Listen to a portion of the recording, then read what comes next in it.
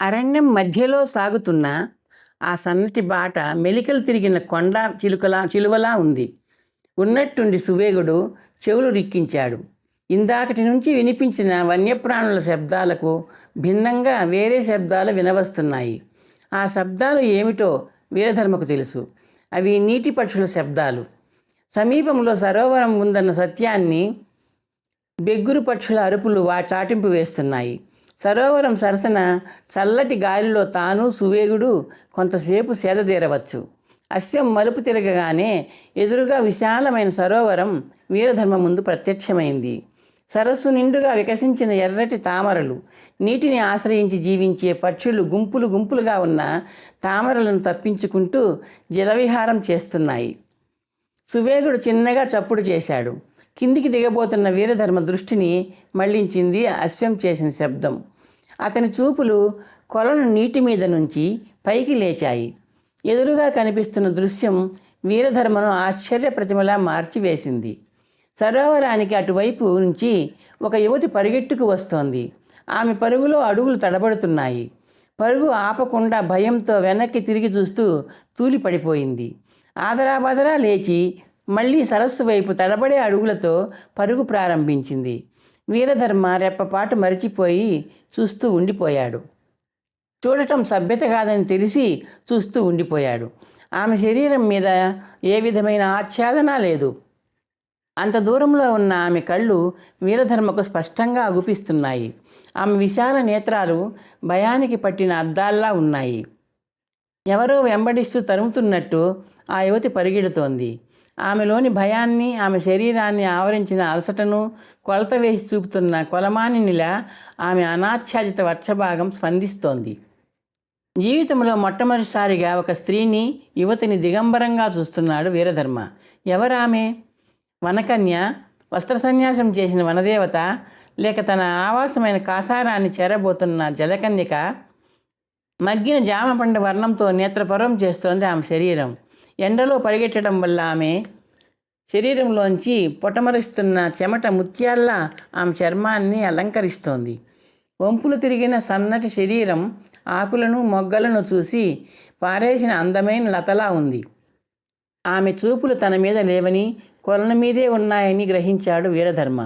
అతను చూస్తుండగానే సరోవరాన్ని సమీపించిన యువతి నిర్భయంగా నీటిలోకి దూకేసింది. సరోవరం జలం ఆమెను తనలో ఇమడ్చుకుంది. ఆమె దూకిన చోట ఏర్పడిన గుండ్రటి అలలు కొద్దిసేపట్లో అంతర్ధానమైపోయాయి. సరోవరం యథాస్థితికి చేరుకుంది. వీరధర్మ గుండె దడదడ కొట్టుకుంది. ఆ యువతి ఆత్మహత్య చేసుకుందా, లేకపోతే ఆమె మరణం లేని కాసార సుందర, యవ్వనంలో ఉన్న జలదేవత? ఆలోచిస్తూ వీరధర్మ గుర్రం దిగి సరోవరానికి అటువైపు, ఆమె దూకిన వైపు వేగంగా నడవసాగాడు. యువతి సరస్సుల్లోకి దూకిన చోట గట్టు మీద నిలిచిన చిన్నపాటి అలలు, బుడగలు లేచి అణగారిపోయిన వికసించిన తామరల మధ్య భాగాన దృష్టి నిలిపి కొలను గట్టున చెట్టులా ఉండిపోయాడు వీరధర్మ. అందుకు కారణం కళ్ళు చెదిరేలా ఉన్న ఆ యువతి నిసర్గ నగ్న సౌందర్యాన్ని చూడాలన్న కకృతి కాదు, కోరిక కాదు, వాంఛ కాదు. నీటిలోకి దూకిన ఆమె ఏమైందో తెలుసుకోవాలన్న ఆతృత. అనాచ్ఛాదితంగా ఆమె పరిగెత్తుతూ వచ్చినప్పటి ఆమె శారీరక తత్వం, హావభావాలు తనకు కొన్ని సత్యాలను తెలియజేశాయి. ఆ దృశ్యాన్ని వీరధర్మ మేధస్సు సింహావలోకనం చేస్తోంది. మొదట ఆ యువతి వనకన్యేమో అనుకున్నాడు, వనదేవత అనుకున్నాడు, జలదేవత అనుకున్నాడు. క్షణికమైన ఆ ఆలోచనలు సరికావు. ఎందుకంటే ఆమె కనురెప్పలు టపటపలాడుతూ కనిపించాయి తనకు. వనదేవత కన్య అయినా, జలదేవత కన్య అయినా ఆమె రెప్పలు తాటించదు. దేవతలకు రెప్పపాటు లేదు. అలాగే ఎండలో పరుగు పెట్టిన ఆమె నగ్న శరీరాన్ని చెమట బిందువులు ముత్యాల్లా ఆవరించి సమర్థవంతం కాని ఆచ్ఛాదనలా అగుపించాయి. ఆమె ఏ దేవకన్య కాదంటూ ఆమె చర్మం మీద ఆ స్వేదం లిఖిస్తోంది. అప్పుడు దేవకన్యలకు, దేవతలకు చెమట పట్టదు. ఈ కారణాలతో మడుగులోకి దూకిన మానవకాంత ఆ యువతి కొలనులోనికి దూకి చాలా సమయమే అయింది. జలప్రవేశం చేసే ముందు ఆమె ప్రాణభయంతోనో, మానభయంతోనో, లేక రెండు భయాలతోనో పరుగు తీసింది. తనను వెంబడించి తరుముతున్న వ్యక్తి నుండో, శక్తి నుండో తనను తాను కాపాడుకోవడానికి నీటిలో దూకి ఆత్మహత్య చేసుకుందా? అంతే అయి ఉండాలి. ఎందుకంటే అంతసేపు సజీవంగా నీటిలో ఉండడం అసంభవం. వీరధర్మ ఒక నిర్ణయానికి వచ్చాడు. ఎవ్వరూ లేకుండా ఆమె ఇలా కీకారణ్యంలో ఒంటరిగా ఉండదు. సరోవరంలోకి దిగి ఆమె శవాన్ని వెలికి తీయాలి, అన్వేషించి సంబంధీకులకు అప్పగించాలి. ఎవరూ లేకపోతే అనాథ ప్రేత సంస్కారం చేయాలి. అది ధర్మం. తను ఆ ధర్మాన్ని పాటిస్తాడు. సరోవరంలోకి దూకడానికి ఉద్యుక్తుడవుతూ కత్తివరను పిడిబాకును తీసి ఒడ్డు మీద పెట్టాడు. భుజం మీద నుంచి వేలాడుతున్న ఉత్తరీయాన్ని తీశాడు. దాన్ని నేల మీద పెట్టేలోగా తటాలను 2 తామరల మధ్య ఆమె ముఖం ప్రత్యక్షమైంది. 2 కమలాల మధ్య వాటి అందాలను పక్కకు తోసేస్తూ ఒక ముఖకమలం. ఆమె కళ్ళు అటూ ఇటూ చూస్తున్నాయి. తామర రేకుల ఆకారంలో ఉన్న ఆమె సువిశాల నేత్రాల భయం అలాగే ఉంది.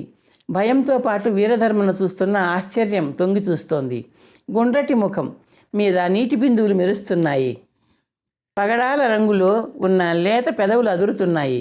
అంతసేపు నీళ్లల్లో నిమగ్నమై ఉండిపోయిన ఆమె జలస్తంభన శక్తి వీరధర్మను ఆశ్చర్యపరుస్తోంది. ముందుగా తాను ఆమె భయాన్ని పోగొట్టాలి. భయపడకు, నేను బాటసారిని, నీకు అపాయం తలపెట్టే అధముణ్ణి కాను. యువతి నేత్రాలలో ప్రశ్నార్థకం. ఆమె పెదవులు కదిలాయి, కానీ మాట రాలేదు. నాది వైశాలిక నగరం. నా పేరు వీరధర్మ. ఒక ముఖ్యమైన కార్యసాధన కోసం ఈ మార్గాన వెళుతున్నాను. ఏదో భయం నిన్ను వెంటాడి కొలనులో దూకేలా చేసింది. దిగి చూసి నిన్ను ఆదుకునే ఉద్దేశంతో ఆగాను. నిన్ను క్షేమంగా నీ స్వస్థలానికి చేరుస్తాను. నాకు నాకు నాకు భయం. యువతి కంఠం వణికింది. వీరధర్మ ఆమె కళ్ళల్లోకి తదేకంగా చూశాడు. నా తల్లి అనారోగ్యంతో ప్రాణాపాయ స్థితిలో ఉంది. ఔషధానికి అవసరమైన అమూల్యమైన అనుపానం కోసం వెళుతున్నాను. నా మాతృమీత మీద ప్రమాణం చేసి చెబుతున్నాను. నా మూలంగా నీకు మానహాని జరగదు, ప్రాణహాని ఉండదు. నమ్మమంటారా? యువతి కంఠంలో ఆశ పలికింది. నమ్ము. ఈ జల వస్త్ర ఆచ్ఛాదనతో ఎంతకాలం ఉంటావు? నిన్ను వెంటాడిన భయం రావచ్చుగా. నీ కోసం వెతుకుతూ వీరధర్మ ధైర్యం చెప్తూ అన్నాడు. ఆమె సందేహిస్తూ క్షణకాలం చూసింది. నన్ను మా నాన్న వద్దకు చేరుస్తారా? వీరధర్మ చిరునవ్వు నవ్వాడు. 2 లక్ష్యాలతో ఇక్కడ ఆగాను. సరస్సులో గాలించి నిన్ను కాపాడటం ఒకటి. చాలాసేపు నీటిలో మునిగి ఉండిపోయిన నువ్వు మరణించి ఉంటే అనాథ ప్రేత సంస్కారం చేయడం. అది కూడా నిన్ను తీసుకుని లేదా మోసుకుని నీ వాళ్ళ కోసం అన్వేషించాక. యువతి ముఖం కొద్దిగా చిరునవ్వుతో స్పందించింది. ఆమె కళ్ళల్లోని భయాన్ని, అనుమానాన్ని నమ్మకం మింగేసింది. వస్తాను. అయితే ఇప్పుడు నేను తెలుసు. ఇదిగో నా అంగవస్త్రం అంటూ అంగవస్త్రాన్ని ఒడ్డు మీద పెట్టి కత్తిని బాకును అందుకుని వెనుతిరిగి కొలనుకు కొంచెం దూరంలో గోడలా ఉన్న పొదలచాటుకు వెళ్ళిపోయాడు వీరధర్మ. ఎండుటాకులు శబ్దం చేస్తున్నాయి. వీరధర్మ పక్కకి తిరిగాడు. ఎదురుగా యువతి నిలుచుంది. పూర్తిగా తడియారని పొడవాటి శిరోజాలు కారుమబ్బును గుర్తుకు తెస్తూ కిందికి జారుతున్నాయి. లేత ఎరుపు రంగులో ఉన్న పొడవాటి అంగవస్త్రం ఆమె శరీరం మీద చాలని జిలుగు పావడాగా అందని పైటగా అమరింది. ఆమె జలప్రవేశం చేయకముందు కనిపించిన ఆమె అందం ఇప్పుడు కనిపించకుండా ఉంది. అక్కడ ఇక్కడ ఆమె తడి శరీరాన్ని అంటిపెట్టుకున్న అంగవస్త్రం ఆమె సౌందర్యాన్ని వెయ్యింతలు చేసి చూపుతోంది. వీరధర్మ తటాలున తన చూపులను తిప్పుకున్నాడు. నీ తండ్రి గారు ఎక్కడ ఉంటారు? ఏ ఊరు? నగరమా, పట్టణమా, జనపదమా? వీరధర్మ ప్రశ్నించాడు. ఆశ్రమం. ఆ అరణ్యంలోనే, ఇక్కడికి దగ్గరే, అంటే కొంచెం దూరమే, ఆమె తలవాల్చుకొని చెప్పింది. వీరధర్మ చెట్లచాటు నుండి సరోవరం ఒడ్డు మీదికి నడిచాడు.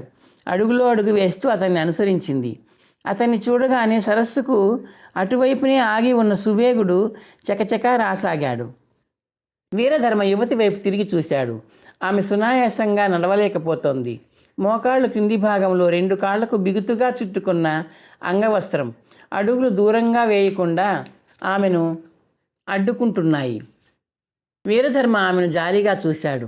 నా పేరు, ఊరు చెప్పాను, నీ పేరు చెప్పలేదు, చిరునవ్వుతో అన్నాడు. సనాతన మహర్షి నా తండ్రి. నా పేరు తరంగ. ఆమె కంఠంలో వణుకు లీలమాత్రంగా ఉంది. కంఠంలో భయం, కళ్ళల్లో బెదురు. సువేగుడు దగ్గరగా వచ్చి ఆగాడు. వీరధర్మ తరంగం వైపు చూశాడు. సువేగుడు నా నేస్తం, నిన్ను సురక్షితంగా మోస్తాడు. నువ్వు అశ్వాన్ని అధిరోహించాలి. అలవాటు లేదు నాకు, నాకు భయం లేదు, నేనున్నాను. ముట్టుకుంటున్నందుకు ఏమీ అనుకోకు. నిన్ను అశ్వం మీద భద్రంగా కూర్చోబెడతాను అంటూ వీరధర్మ తరంగ దగ్గరగా కదిలాడు. తరంగ శరీరం కుంచుకుపోయినట్లయింది. వీరధర్మ ఆమెను స్పందించే అవకాశం ఇవ్వకుండా ఆమె సన్నటి నడుమును 2 చేతులతో పట్టుకొని బొమ్మను ఎత్తినట్టు ఎత్తి సువేగుడి మీద అడ్డంగా కూర్చోబెట్టాడు.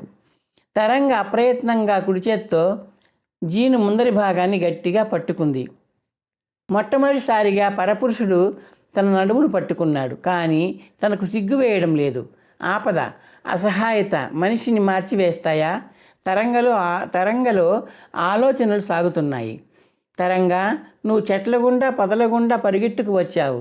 ఆశ్రమానికి దారి అదేగా? అదుగో ఇక్కడ వటవృక్షం కనిపిస్తోందిగా, అక్కడ నుంచి ఆశ్రమానికి దారి ఉంది.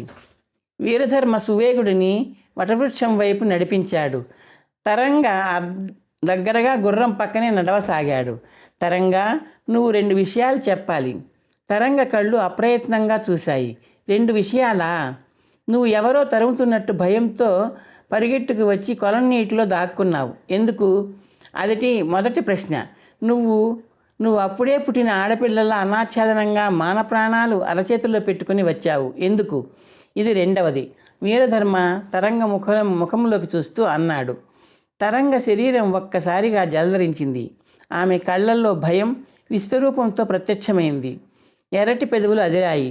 అది గమనించిన వీరధర్మ ఆమెను సానుభూతితో చూశాడు. ఇష్టం లేకపోతే చెప్పొద్దులే. గుర్రం ఒక వటవృక్షం వద్దకు చేరుకుంది. మెలికలు తిరిగిన కాలిబాటను మౌనంగా చేత్తో చూపించింది తరంగ. సువేగ ఠీవిగా గంభీరంగా అడుగులు వేస్తోంది. ఆ నడకకు అనుగుణంగా తరంగ శరీరం కదులుతోంది అందంగా. ఉన్నట్టుండి తరంగ సన్నటి కంఠంతో చెప్పడం ప్రారంభించింది. నాన్నగారి పూజకు పువ్వులు కోసుకెళ్ళడానికి ఆశ్రమానికి కొద్ది దూరంలో ఉన్న నదీ తీరానికి ఆశ్రమ కన్యలు నేను వచ్చాం.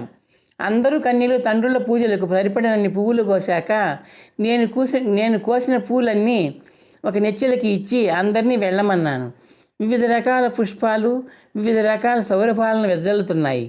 ఆ పుష్పాల నుంచి పొప్పుడలు సేకరించాలన్న ఆశతో నేను అక్కడే ఉండిపోయాను.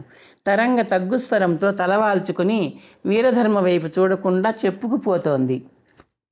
ఈ కథ మీకు నచ్చితే లైక్ చేసి, షేర్ చేసి, సబ్స్క్రైబ్ చేస్తారని ఆశిస్తున్నాను.